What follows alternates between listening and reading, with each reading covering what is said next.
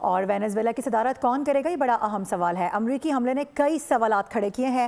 صدر میڈورو کی گرفتاری کے بعد اپوزیشن لیڈر ماریا کورینا کو صدارت کے لیے فیورٹ قرار دیا جا رہا ہے، تاہم ٹرمپ انتظامیہ نے ان سے رابطہ نہیں کیا۔ ڈونلڈ ٹرمپ کہہ چکے ہیں کہ ماریا کورینا کے پاس درکار عوامی حمایت نہیں ہے۔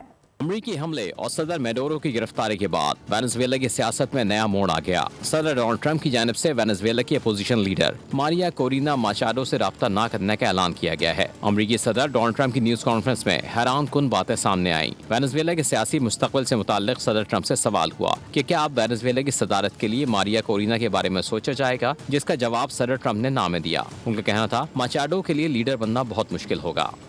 Aware of the location of opposition leader Machado, and have you been in contact with her?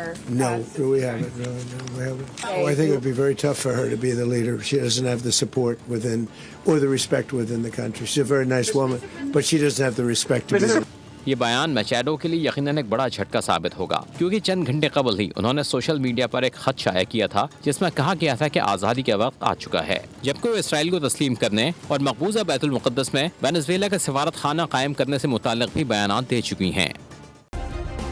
Subscribe کریں اور بیل دبائیں تاکہ کوئی خبر رہ نہ جائے۔